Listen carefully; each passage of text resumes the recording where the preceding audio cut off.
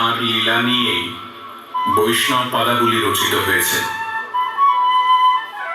সেই মতো পূর্বরাগ, অনুরাগ, অভিসার, মিলন, মাথুর, ভাবোল্লাস সহ নানা লীলা বর্ণিত হয়েছে। আবার মহাপ্রভু শ্রী চৈতন্যের বাল্য ও সন্ন্যাসী বৈষ্ণব কবিদের যেহেতু অনুপ্রাণিত করেছিল, তাই চৈতন্য কথাও পদাবলী সাহিত্যে স্থান পেয়েছে। কলাধারা পরিবারের এই প্রয়াস নৃত্যের মধ্য দিয়ে সেই বৈষ্ণব পদাবলীর কিছুটা নির্যাস তুলে ধরা।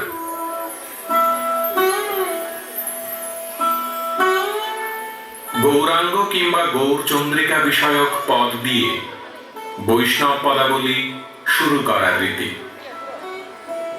আমরা জানি চৈতন্যদেবের দেবোপম চরিত্রকে কেন্দ্র করে বৈষ্ণব পদাবলী সাহিত্যে গৌরাঙ্গ ও গৌরচন্দ্রিকা বিষয়ক পদের সৃষ্টি।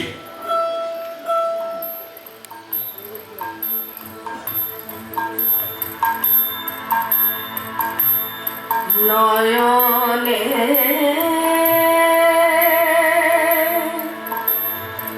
নয়নে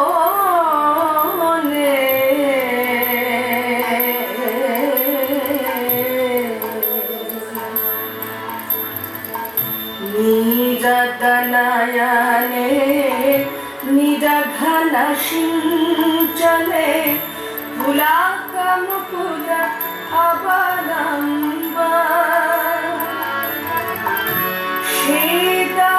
শ্বেতমকরন্দ বিন্দু বিন্দু চোবত শ্বেতমকরন্দ বিন্দু বিন্দু চোবত বিকশিত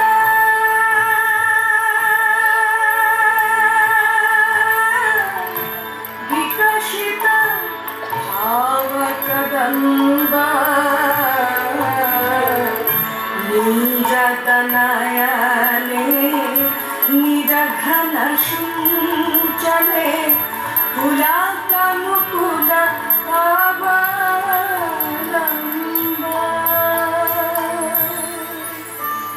रतिर्या संगमात् पूर्वं दर्शन श्रवणादिजा तैरोन्मिलति प्राज्ञै पूर्वरागस उच्यते। অর্থাৎ মিলনে দর্শন, শ্রবণ ইত্যাদির দ্বারা নায়ক নায়িকার মনে যে রতি প্রেম ভাবের জন্ম হয় তাকেই বলে পূর্বরাগ।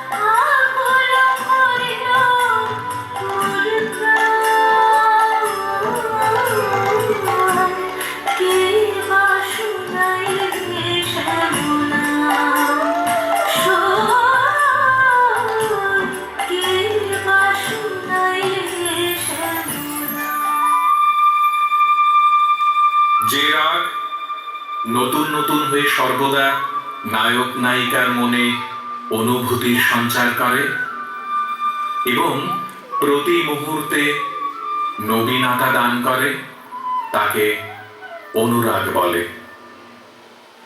প্রেমের প্রথম সঞ্চারকে যেমন পূর্বরাগ বলা যায়, তেমনি প্রেমের গাঢ় অবস্থার নাম হল অনুরাগ। রূপলাগি আঁখি ঝুলে ঘুমে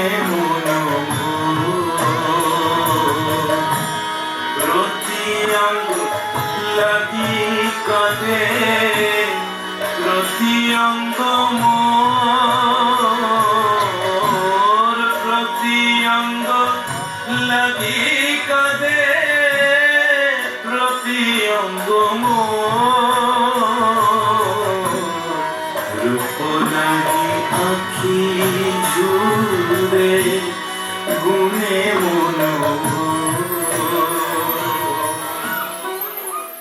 প্রিয়র সঙ্গে মিলনের জন্য সংকেত কুঞ্জে গমনের নাম অভিসার।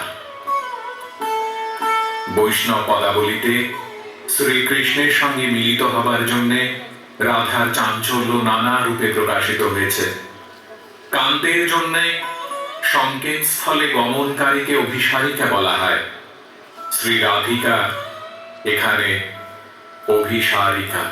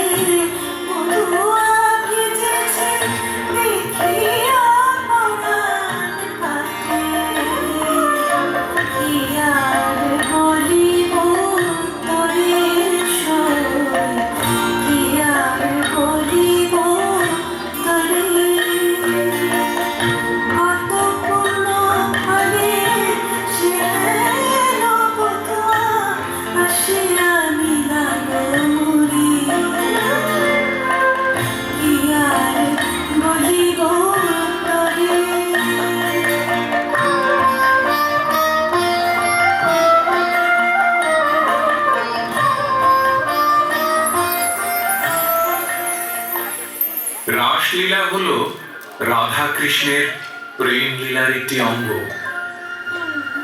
রাস বিশেষ এক শ্রেণীর প্রেম নৃত্য।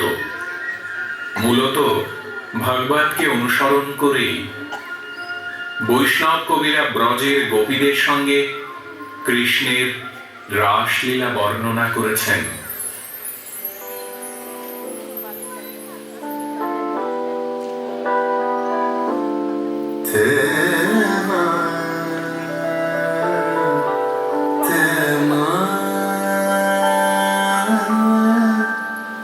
गहन कुसुम कुंज माझे मृदुल मधुर बंसी बाजे विसरिता से लोक लाजे सजन आवो आवो लो गहन कुसुम कुंज माझे चारों नीलवास हृदय प्रणय कुसुम रास चारों नीलवास हृदय प्रणय कुसुम रास हरि नेत्रे विमल हास हरि नेत्रे विमल हास कुंज वन में आवो गहन कुसुम कुंज माझे।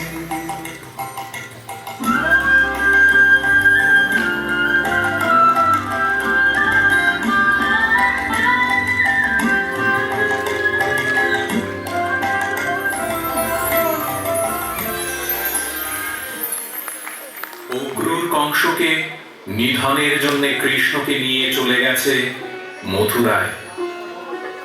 কৃষ্ণ বিরহে সমগ্র বৃন্দাবন হাহাকারে ভরে উঠল।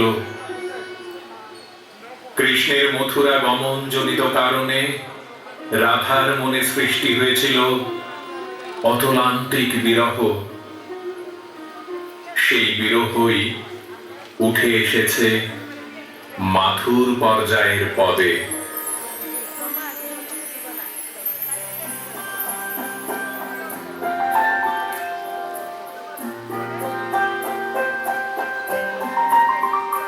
সখী রে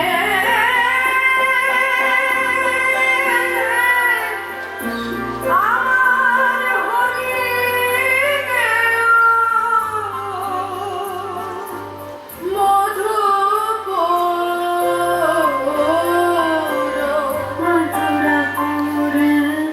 মাধব গেলা গোকুল মানিক পাহর লেলা মধুরাপুর মাধব গেলা মধুরাপুর মাধব গেলা গোকুল উছলা করুণা করুণা জলে দেখো বহিল আমার হরি গেল মধুপুর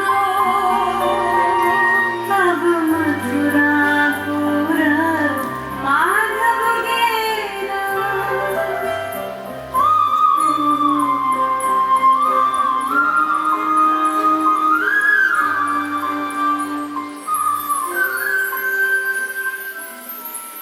বিরহের এক বিশেষ অবস্থা থেকেই ভাবোল্লাস বা ভাব সম্মিলনের জন্ম। মাথুরে শ্রী রাধিকার যে সীমাহীন বিরহ, সেই বিরহের মানস মিলন হল ভাবোল্লাস বা ভাব সম্মিলন। কৃষ্ণের সঙ্গে রাধার